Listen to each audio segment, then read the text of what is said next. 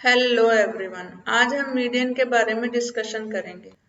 Median central tendency का एक major होता है और यह किसी भी एक्सट्रीम वैल्यू से बहुत कम इफेक्ट होता है क्योंकि यह अपने आप में ही एक मिडिल पोजीशन पर होता है। It is one of the measure of central tendency like mean and mode. It is less affected by extreme outliers or values than the mean. और जो मीन होता है वो डेटा सेट में सेंटर की वैल्यू होती है जो कि डेटा को असेंडिंग ऑर्डर में सेट करने के बाद में की जाती है, जो कि सॉर्टेड डेटा को दो इक्वल हाफ में डिवाइड करती है। इसी वजह से इसको पोजिशनल वैल्यू कहा जाता है क्योंकि यह 50% पोजीशन पर होती है। It is the middle value in a data set that has been arranged in ascending order. It separates the upper half of the data from the lower half. It is also called positional value because it lies at 50% position.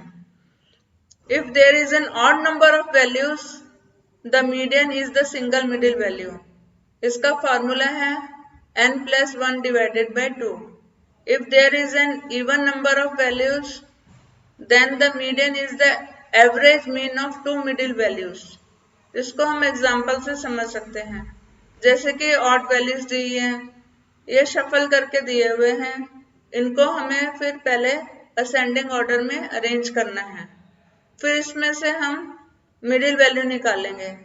Middle value इसमें 17 है, 3 values left side में है और 3 right side में है, तो यही हमारा मीडियन हुआ। इसी तरह इवन नंबर निकालेंगे, शफल वैल्यूज दी हुई हैं, इसको पहले हम असेंडिंग ऑर्डर में अरेंज करेंगे, लेकिन यहाँ पे 2 मिडिल वैल्यूज दी हुई हैं, इन 2 मिडिल वैल्यूज का हम मीन निकालेंगे। 2 मिडिल वैल्यूज कौन कौन सी है? 113 प्लस 117 और इसका मीन आया है 115, यही हमारा मीडियन है। अब हम पोजिशनल वैल्यू के बारे में डिस्कशन करेंगे। पहली है मीडियन। यह डिस्ट्रीब्यूशन को 2 इक्वल पार्ट्स में डिवाइड करती है और इसको m से डिनोट किया जाता है।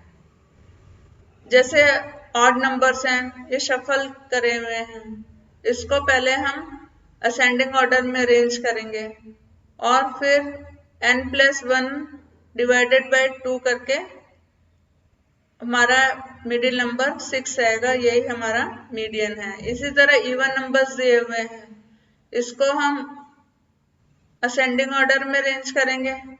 बीच के 2 नंबर 6 और 8 हैं, इनको प्लस करके 2 से डिवाइड कर देंगे तो हमारा आंसर 7 आएगा, यही हमारा मीडियन है। नेक्स्ट पॉइंट क्वार्टाइल है। जो क्वार्टाइल है वो डिस्ट्रीब्यूशन को 4 पार्ट्स में डिवाइड करता है, Q1, Q2, Q3 and Q4. It divides the distribution into 4 parts which are denoted by Q1, Q2, Q3 and Q4. और जो Q1 है उसको लोअर क्वार्टाइल कहते हैं और ये डिस्ट्रीब्यूशन में 25% पोजीशन में होता है और 25% डेटा इससे बिलो होता है। और जो Q2 होता है वो 50% पोजीशन में होता है और इसको मीडियन भी कहते हैं। और जो Q3 होता है वो डिस्ट्रीब्यूशन में 75% पोजीशन में होता है और 75% डेटा इससे बिलो होता है। और जो Q4 होता है वो 100% पोजीशन में होता है। और Q1 लोअर क्वार्टाइल होता है, Q3 अपर क्वार्टाइल होता है और जो मीडियन होता है Q1 और Q3 के बीच में होता है, जिसको कि Q2 भी कहते हैं।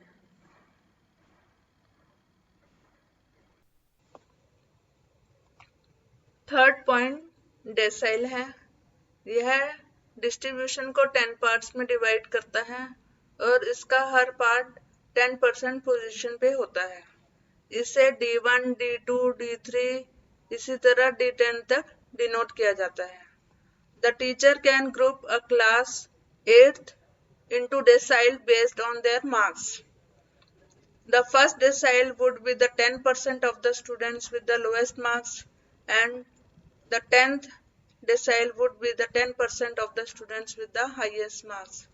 जो फर्स्ट डेसाइल होता है उसमें 10% स्टूडेंट्स के लोएस्ट मार्क्स शो किए जाते हैं, और जो 10th डेसाइल होता है उसमें 10% स्टूडेंट्स के हाईएस्ट मार्क्स शो किए जाते हैं। फोर्थ पॉइंट परसेंटाइल है। यह डिस्ट्रीब्यूशन को 100 पार्ट्स में डिवाइड करते हैं और इसे P1, P2, P3, P4 इसी तरह P100 तक डिनोट किया जाता है।